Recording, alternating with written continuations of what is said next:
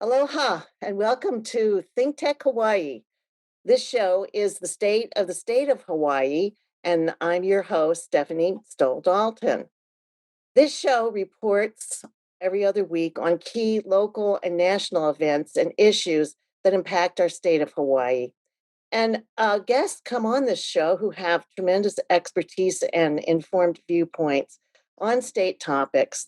These topics of the show's coverage include Hawaii small business, the economy, government law, policy, and public health policy, safety, transportation, education, and many other topics as they are important to our state and topical and timely. Today's show guest will talk about Hawaii's economy as it's emerging from the pandemic, hopefully.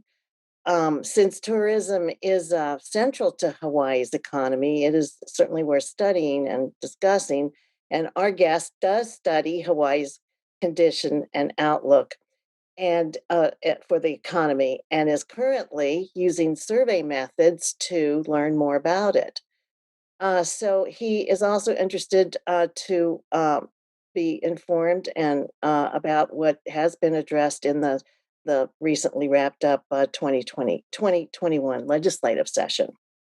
So I'd like to welcome my guest today is Associate Professor Colin Moore from the University of Hawaii at Manoa, where he is director of the Public Policy Center.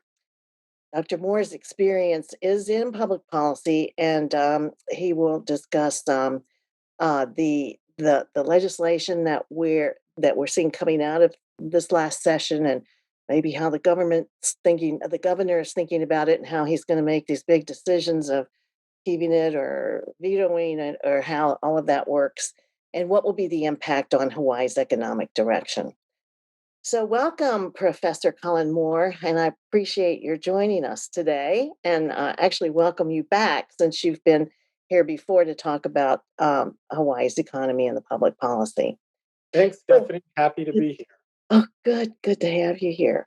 So, we have talked in the past a little bit about where Hawaii is in its situation, and as you made the point in our last talk about how dire the circumstances really were for Hawaii right now, and without the benefit of this federal funding, and this is a really seriously awful situation, and certainly the legislature considered itself in a very difficult situation as well. But as they wrapped up, they were quite self-congratulatory because they felt like they had accomplished so much for the state and to reclaim and restore and to provide for the fallbacks and cover some of the deficit cracks that we had. But I did happen to notice that the governor didn't enjoy or uh, find that it gave the whole effort as much praise as the legislators gave themselves. So maybe you could talk a little bit about what that means for us, and Sure, also how you're studying the economy and using methods to do that, like survey. sure. I'd be happy to.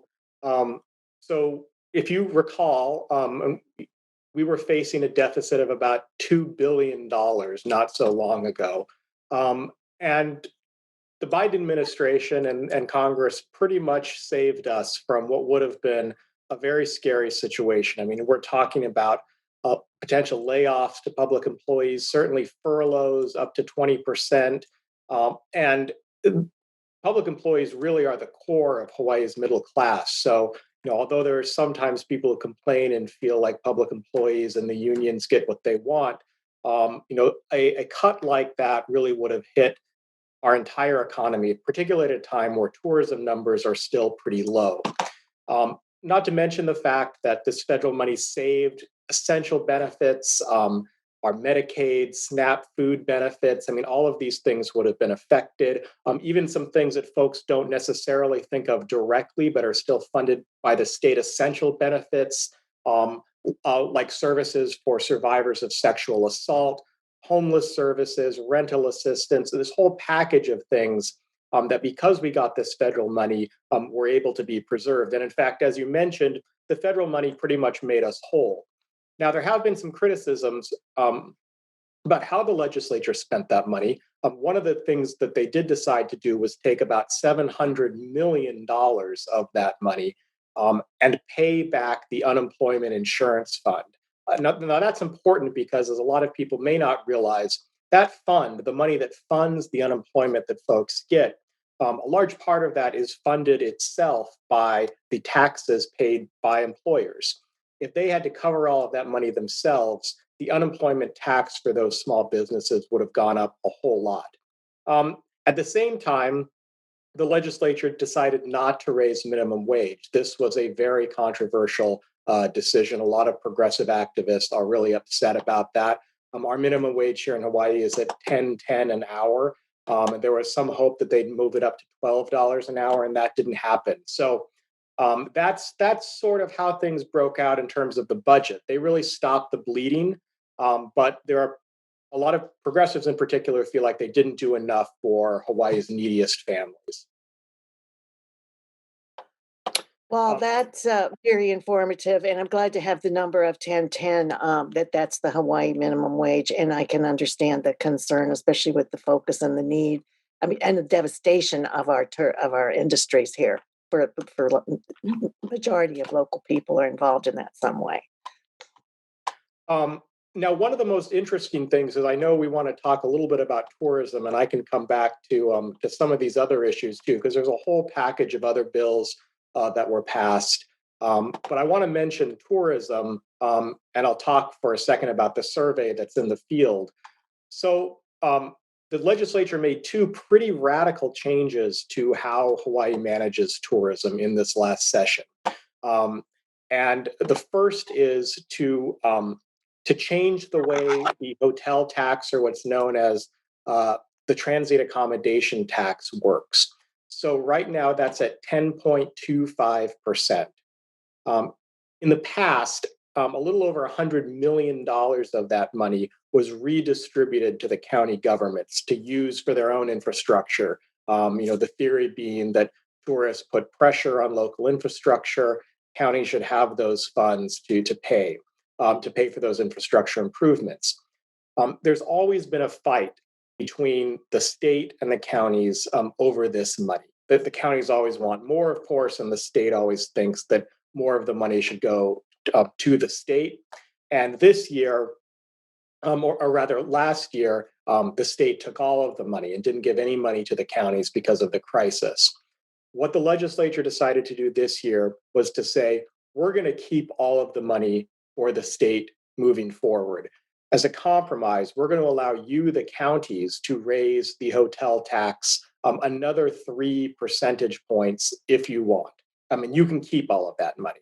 So effectively, this is sort of a tricky political way to raise the hotel tax by 3 percentage points because the counties need that money. They're not going to get it from the state now. And so they're going to raise the hotel tax.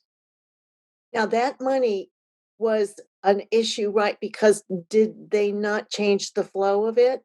It was supposed to go to the Hawaii Tourism Agency or So that is HTA. the second issue. And this is another big issue, Stephanie. This is something the governor really objects to.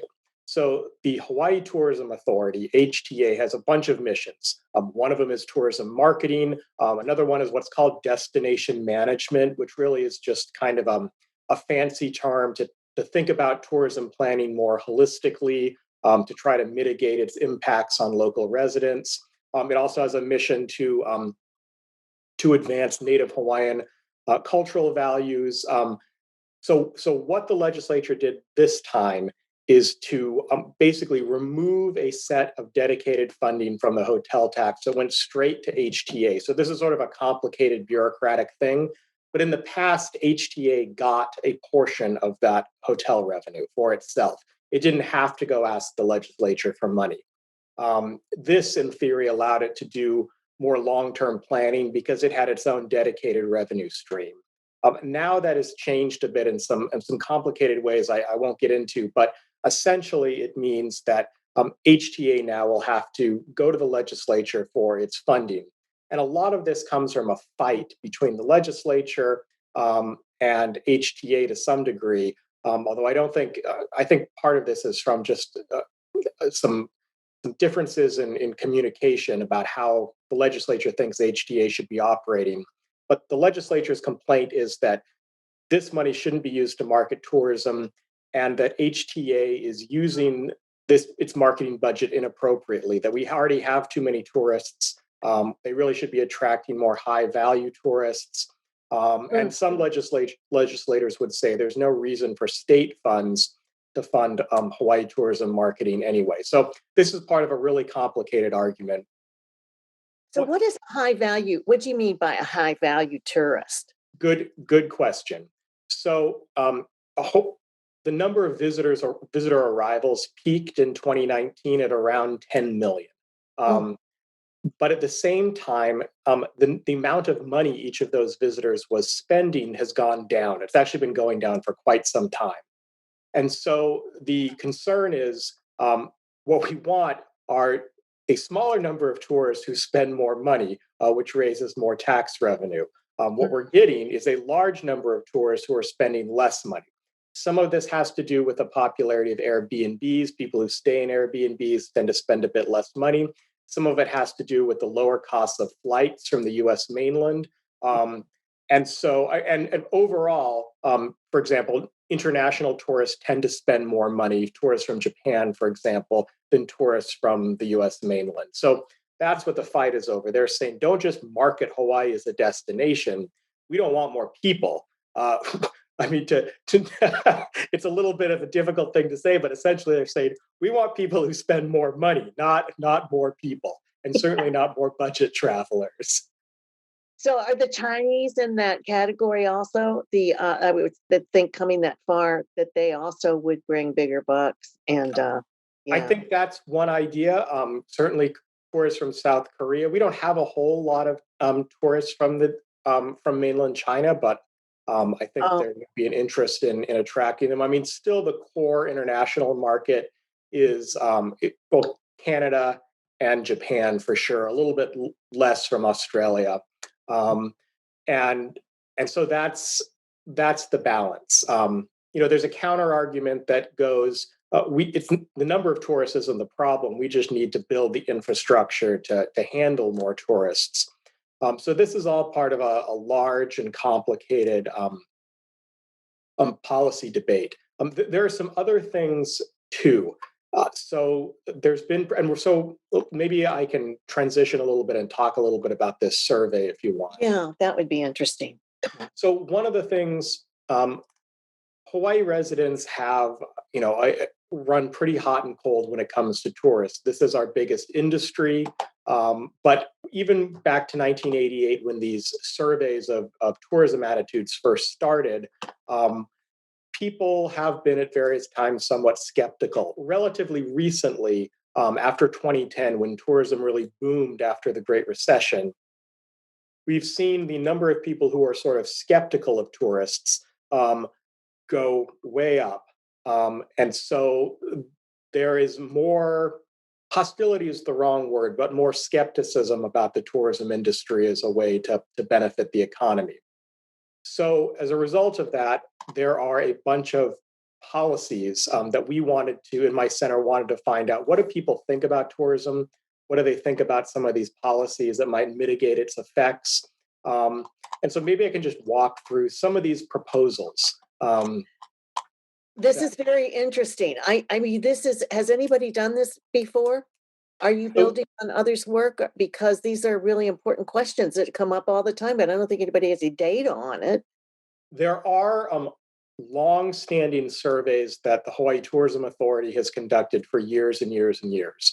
But those have asked a relatively small number of questions.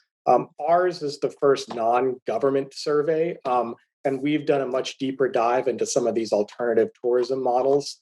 So ours will be the first in that respect, and we should have the results publicly available in about 10 days or so. We're just finishing up the data collection. Well, where are they relying on the data from that they do report? I mean, I know every on the plane we all fill out that form, but that is such a shallow, superficial take on mostly dates and times and places. But I hear data, and I think that's where they're getting it from. So some of it does come from that plain form. Some of it comes from surveys that are conducted by survey research firms. Hmm. That So the data, I don't question the data that the HDA has collected in the past. Those are reliable data, but our survey is a little more. It takes a little more of a deeper look at different ideas for managing tourism. Um, to try to figure out people who grumble about tourism. What is it they really mean? What would be a workable model for them? People will sometimes say, for example, will suggest things that we simply can't do. You'll often hear people say, "Well, we just need fewer tourists on the island." That's not possible. It's not constitutional to limit the number of people coming to Hawaii. We can't do that. I mean, there are some countries that have hot tourism economies that simply can put a hard limit on that. In the United States, we're not able to do that. So it has to be done through some combination of airline seats or tax policy or something like that. Um, and so we asked people, what's the ideal number of tourists? If 10 million is too many, how many would be appropriate? Um, how should the state market tourism? Should it market tourism? Do we even need a body like HTA to be state funded to market a destination like Hawaii that's already world famous? Um, More interestingly to me were some of the questions we asked about the so-called green fees. So these basically, the idea behind green fees is that there is some tax that would be charged and then would go back most likely into supporting the destination, supporting natural resources, supporting infrastructure, an additional tax. Because one of the complaints that's often made about the way we've managed tourism is that we've simply given it away for far too cheap. That things as simple as visiting Diamond Head, going to Hanama Bay, we haven't charged enough. Holiday. And so, how much should we charge? The second thing is, should we have, and interestingly, this one is something the ledge authorized DLNR to begin doing, which is to create potentially a dynamic pricing system, sort of like an Uber for trails and parks. So as demand from tourists goes up, the cost to park at those parks or at trailheads or to use some of Hawaii's natural resources would go up to match that demand. They've talked about using apps on your telephone to try to steer tourists in certain directions. There are a whole slate of potential policy options that we might want to pursue. And so these were the questions we asked in this survey to see what sorts of interventions people favor, what would work, and what would they oppose. So with that, this is across all of the islands, correct? You're asking about all of the islands, or are you focusing on Oahu? This is all the islands. Historically, people who live in neighbor islands are more skeptical of tourism than people who live on Oahu. That's partly because it's just more visible in those communities. I mean, Oahu, it's much more crowded and it's isolated in a few areas, the North Shore and Waikiki and Ko'olina. On Maui and Kauai, they really feel the effects of tourism. So although their economy is more dependent on tourism than Oahu's, people who live on those islands tend to feel the weight of the industry a little more keenly and tend to be a little more skeptical of tourism as an industry. Hmm. And that would be Molokai situation, right? They're not swamped at all, and they don't No, want to be swamped. Not like exactly. Molokai is an interesting case that has largely opted out of the tourism economy. And that is possible because they haven't allowed the construction of large resorts. The attempt to create a couple of those resorts on the island really weren't successful. Um, and and so by not building that infrastructure, that capacity, there aren't much tourism on Molokai. although the trade-off there is that Molokai is the poorest place in Hawaii, and so they don't have they don't have the economic benefits that come with that industry. So that is one rational solution. You can limit tourism by simply not building the infrastructure, not allowing hotels to be built to accommodate tourists. Of course, anyone can go to Molokai; it's not against the law, Mm. and it couldn't be. But if there's no place to stay, and it's not particularly friendly to tourists, then you can largely limit that impact, which they've done pretty successfully. I just know the Kalaupapa uh, colony is there on Molokai, and I haven't checked on it lately, but I mean that is one of the most beautiful sights in the world. Just the setting is just breathtaking everywhere you look. Not to mention the fascination with the history and all that Un- went on there. So, what? Undoubtedly. I mean, that would be one of your high value, maybe sites to get to, but then that would require them to be willing to welcome tourism. So it's Right. So street. Kalapapa is a great example of how you can manage it by limiting access. And so you could eventually, when the final Kalapapa residents die, that site will be converted into to a national park. But one of the reasons it isn't overrun, because as you suggest, it's one of the most beautiful places in the world, Mhm, is because it's very hard to get to. mhm, You can hike down. You can, mhm. until recently, you could take the donkeys down, or you Yeah, could the mule ride, that was a hair raiser, yeah. but it was a beautiful So place to die if you were gonna fall off the poly. Well, yes, and also but Father Damien took a trail through the mountains to get into that, into Kalaupapa, so I don't know, there is likely potential for a road, but I mean, that's for them, of course, to figure out whether they even wanna have people come in there, but, I don't know, it's remind yeah, go ahead. And I was going to say, which you raise an important point here because Hawaii made a very conscious decision um, in the beginning of statehood to create a tourism industry. And I think sometimes people forget this.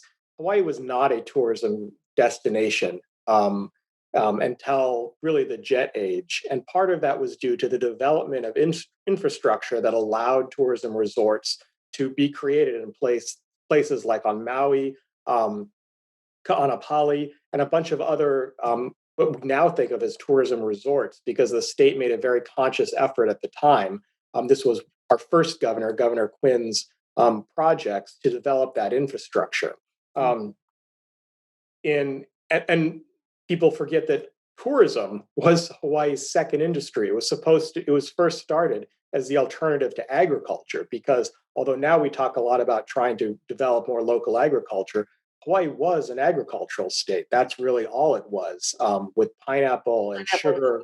Mhm, And so tourism was a first started as a second industry, something to transition away from agriculture. So the argument that the pro tourism folks make is that we don't have too many tourists. We could accommodate more tourists. We need to develop better infrastructure to manage them. What people don't like is this sense that everything is overrun, that our roads are crowded. But with better management techniques, you might be able to accommodate more tourists in specific places. So maybe that's what we need. I tend to think it's a combination of both. And I do mm. think I am very optimistic about these green fees as a way to raise more revenue. There's a lot of demand for Hawaii. There's no reason we shouldn't charge accordingly. It would seem so. I'm trying to place this, that Joan Didion, I don't know if you've read her books or not, but she I didn't expect to bump into Honolulu and Waikiki in Hawaii when I was reading Joan Didion, but it turns out that she talks a lot about spending time every year at the Royal Hawaiian and on Waikiki. I mean, it was, and so that must have been around the Governor Quinn time. I would think the 50s or 60s. So there that was the beginning of it. Well, of course, yeah. So that's kind of a marker too that that at that time, that book, was very famous. It was, written about Fort Shafter, and, they finally filled it up on Kauai, but, I'm forgetting for whom, it's not Hemingway. I'm sorry, I can't remember the name of it right now. But anyway, that was they were ringing the bell for there's something nice going on out here, and people were beginning to take note. In fact, people forget that what was it, the Joni Mitchell song "Paved Paradise" and "Put in a Parking Lot." That was written about Hawaii at the time. Perfect. Perfect point. Yes. Yes. So when you do when you have this survey in the field, tell us what you mean by the surveys in the field. This means it's in progress or in That process. means it's in progress, that people are answering questions. This is actually an online survey, which is increasingly how surveys are done. So people are randomly selected to participate in this online survey. It's not over the phone. That's really where survey research has moved, because so few people answer their phone anymore, Mm. that there's no advantage to traditional random digit survey dialing, because you can end up with huge survey response problems that bias the results. So, survey people doing survey research have had to become much more creative. But this is a way you get a random sample, but you do it online, which in some ways can be beneficial because it allows you to ask questions that are a little more in depth, because it's easier to look at this on a screen in some cases, than to hear someone read it to you over the phone. So we're going to have about 700 respondents, which is a pretty solid sample for a survey of this size, and depth. And we'll have the results in about we'll publish the results. We'll actually have the results very soon, but we'll publish them in about 10 days once we have a chance to analyze them all. Well, who are the 700? What's the nature of your sample? So they should approximate the population of Hawaii. So they are people who've opted into our partner is Anthology Research. That's the market research firm that is we're working with on this. So they've opted in to participate, and then within this larger population of people who have opted in, they are going to be randomly selected to participate in the survey. And then through a variety of statistical methods, we can try to weight the results. So if you'll always get um, people who are kind of, surveys tend to have more older people, more people of a certain background. And so you can do some statistical weighting to try to approximate the full population of Hawaii. It's never perfect. Survey research is as much art as it is science, but this is one of the best ways you get to really understand what the public at large thinks about some of these difficult policy questions. Well, does that mean you have to do something like a stratified random sample? So you have a model of the population, and you want Yes, to make sure your layers are all covered. So you are trying, and the demographics of it are that's complicated too. exactly right. That's You're getting exactly right. everybody that's of every kind of heritage, et cetera. Okay, and level of SES and all of that. Very complicated. You're talking about it like it's easy. It's not easy. It's not easy, but it's not it's it's not magic either. I mean, it's just it's Mhm. math. Okay, so now how do you get a return rate that is decent? What's your goal for that? What have you set as your goal or expectation for the return rate? So Uh, 700. I mean, we want about 700. We pay people to Oh, participate. you're paying people. You have Okay. to pay people, not very much, but a little bit. So because they're going to give you some of their time. So and And that's that really our market research partners end of it. They're responsible for making sure we get enough respondents. okay, and so in this situation, that's not biasing anybody one way or another to remunerate them for their time and effort. Yeah. Well, good. And then okay, so what you are wanting 100%? I mean, isn't that pretty unheard of? Oh, we're not. We're asking. We're going to contact way more people than are going to participate. Oh, But okay. Yeah. we'd You're like about 700 respondents, so we're going to keep contacting until we get about 700 people to complete a survey. Yeah, okay, and then just to be clear, this is all people who are presumably residents of Hawaii or all Hawaii residents. Yes. Hawaii residents, so we're not getting, influx from the mainland on that. Okay. All right. So you now who is going to benefit from this? Where is this data going to go? Do you expect tremendous interest by the Hawaii government? Uh, I gov- hope so. I mean, like I said, this is one of the biggest tourism surveys that have been conducted in recent memory, certainly by a non-government organization. So we hope we're going to get results that have some impact. well, it seems that it would be just enormously influential and just a gold mine of information. And I've often called the Waikiki the golden egg, the goose that lays the golden egg there. But that's another aspect of it when you're talking about these green zones that people these green tourist zones that there are many places that are as desirable to visit and be at as in Waikiki. But have you already made arrangements with people to use the data? Has anything already set up, or are you waiting till you get your results? We're going to wait till we get our results, and then, like all the surveys my center does, we will publicly post all of the data for anyone to use for whoever wants to use it. I mean, this is a university, so none of our stuff is, you know, it's not proprietary. Once we do the initial analysis, we'll release everything to the public.